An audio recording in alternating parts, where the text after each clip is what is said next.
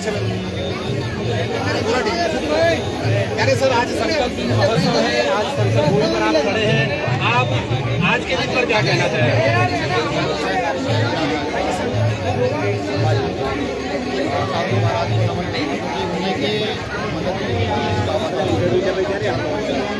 देखिए संकल्प भूमि को आज मैं दिमाग में अपना तरीका गुजरात है तो परेशानियाँ बता तो बाबा साहब अम्बेडकर जब यहाँ आए थे नौकरी के लिए घर नहीं दिया 5 साल तिरपाल साहब तो यहाँ बैठकर परेशानियाँ जो थी उनके खिलाफ संकल्प किया। मैंने जब अपने वक्तव्य में कहा कि देखिए पुनः घटना यहाँ घटी, सरकार चुप है, मौन है, और जो आज बड़े बड़े लीडर बनते हैं वो मौन है। आज भी हमारे लोग जेल में पड़े हैं, हजारों लोगों पर मुकदमा। तो मैंने संकल्प किया यहाँ से भी कि गुजरात में भीम आर्मी ये करेगी जो लोग जेल में हैं या जिन लोगों को आज भी मुकदमा है उना कांड में, उना कांड के जो अपराधी तो छूट गए और जो उना कांड में आंदोलन करने वाले थे बहुत सारे जेल में, उसके खिलाफ मैं यहाँ आया हूँ तो मुझे बहुत खुशी है। ये मूवमेंट बाबा साहब अम्बेडकर का 15 बनाम 85 का मूवमेंट, 90 बनाम 10 का मूवमेंट बाबू जगदेव प्रसाद कुशवाहा ने कहा इससे पूरी सरकार हिल गई। 100 में 90 शोषित है, 90 बार हमारा 100 में 90 शोषित है, शोषित तो नहीं यहाँ की जल जंगल जमीन में 90 बार बाबू जगदेव प्रसाद कुशवाहा ने उस समय कहा। बाबा साहब अम्बेडकर के बाद अब ये समझिए काशीराम साहब ने कहा 15 छोड़ 85 रोड। देखिए ये व्यवस्था जो है ये व्यवस्था बाबा साहब अम्बेडकर ने इसको उठाने का काम, इस व्यवस्था को और हमारे चलाना चाहते हैं बाबा साहब अम्बेडकर के मूवमेंट। ये व्यवस्था चलती रहे और यहाँ का जो शोषित वर्ग है भाई ये यार अच्छे कपड़े यार देखा आपने, आप मेरा इंटरव्यू ले रहे हैं कहाँ पे हमें अधिकार दिए ये कपड़े पहन लेते तब तक क्या होता ये बाबा साहब अम्बेडकर। लेकिन आज भी वो वंचित जातियाँ बहुत सारे लोग, बहुत सारे राज्य, बहुत सारे गाँव जहाँ हमारे साथ आज भी उसके खिलाफ भी मानना चाहिए और जो इस भाषा में समझना चाहिए बाबा साहब अम्बेडकर। अरे कॉन्स्टिट्यूशन में अधिकार कि अगर कोई व्यक्ति आपकी हत्या करने आ रहा हो तो उससे पहले आप उसको मार दें, आत्मरक्षा में है ना, या आईपीसी में है, कॉन्स्टिट्यूशन में है।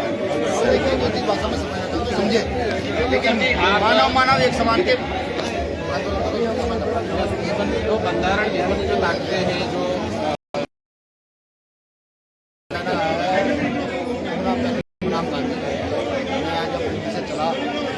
मैंने कुछ दिन पहले मैं उसको पढ़ी, उसके लगभग 10 पेज मैंने पढ़ लिए हैं। तो भारत के अनुसूचित जाति जनजाति के और पिछड़े समाज के लोगों को उसको पढ़ना चाहिए। वो पुनः तक हुआ क्यों था, बाबा साहब अम्बेडकर चाहते क्या थे, वो नसबंदी करना चाहते थे ऐसे लोगों की जो आज भी हमारे सिर पर बैठ कर आते हैं। उसमें साफ साफ लिखा हुआ किताब में कि अगर वो पूरा पैकेज है जो बाबा साहब अम्बेडकर चाहते थे वो लागू हो जाता तो आज उन लोगों की नसबंदी हो चुकी होती, वो हमारे चरण दो कि नहीं यही ईश्वर है, वो ये कह रहे होते। देखिए यहाँ पर सिर्फ लड़ाई और लड़ाई हो ना वो तंत्र की है, वो सत्ता हाथ में रखना चाहते हैं, इसलिए काशीराम ने तो उनको चमचे पर रखा है। आप क्या कहते हैं? मेरे पास तो शब्द नहीं है साहब, काशीराम साहब ने कहा, मैं तो सिर्फ इतना बताऊंगा आपको कि यहाँ की जल जंगल जमीन में हिस्सा है हमारा। मेरे पूर्वजों ने यहाँ हर मामले में अपना भरपूर योगदान दिया है। मेरे पूर्वज सबसे बड़े बाबा साहब अम्बेडकर ने यहाँ का कॉन्स्टिट्यूशन दिया है और प्रत्येक नागरिक को बराबरी का अधिकार दिया। उसके लिए मेरी भी लड़ाई, ये पूरी टीम की लड़ाई और ये मजबूत रहेगी, ये हल्की नहीं पड़ेगी। कोई ये सोचता हो नहीं जी ये गुजरात है, कभी राजस्थान में पानी पीने को लेकर मार दो, कभी मध्य प्रदेश में आप रेप कर दो, यूपी में रेप कर दो, आप ये सोचते लड़ाई जाएगी नहीं।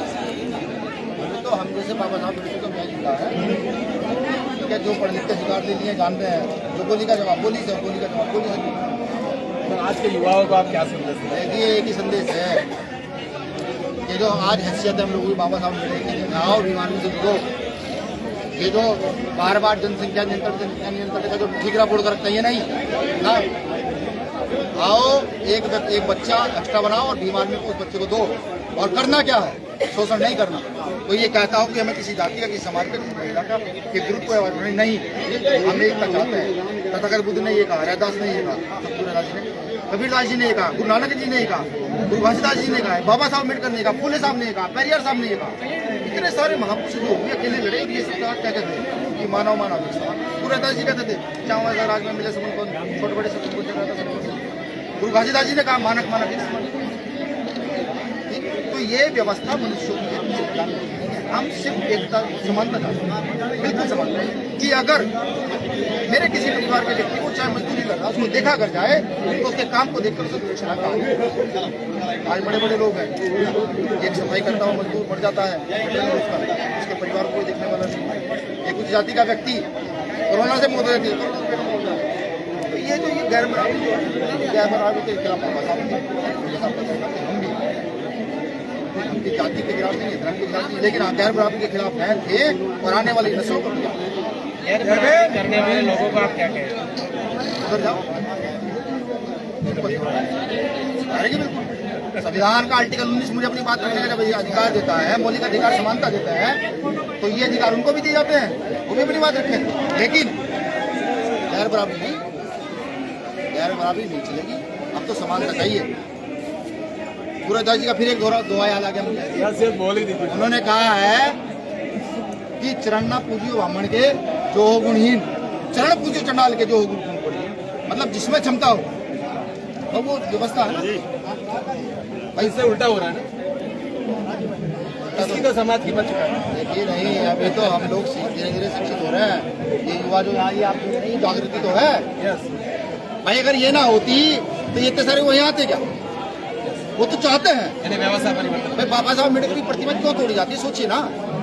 मैं ये कहता हूँ आपके चैनल के माध्यम से गुजरात के साथ साथ देश के उन लोगों को जो सामंती व्यवस्था में विश्वास रखते हैं कि आप एक बार बाबा साहब अम्बेडकर को पढ़ लो और पढ़ने के बाद अगर ये लगे बाबा साहब अम्बेडकर गलत है तो मैं चलूंगा आपके साथ। बाबा साहब अम्बेडकर को पढ़कर ये लग जाए कि नहीं बाबा साहब सही है तो तुम बाबा साहब